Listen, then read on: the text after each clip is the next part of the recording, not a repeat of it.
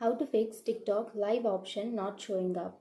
So if you're facing a problem with TikTok live option, then you can simply open up your TikTok application, and then here after opening you will have a plus icon, which is a create icon on the bottom middle. You can simply tap on that, and then here if you simply scroll right side, then here you will have camera, templates, and then on the last you will have a live option.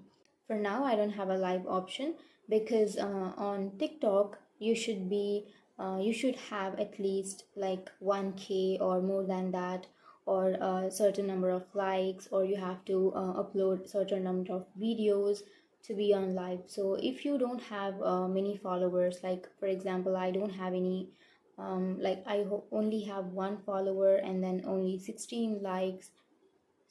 So if your account doesn't have the requirements to be on live, then you won't have that option. So first upload some videos and get some followers, and then it will automatically appear on your mobile.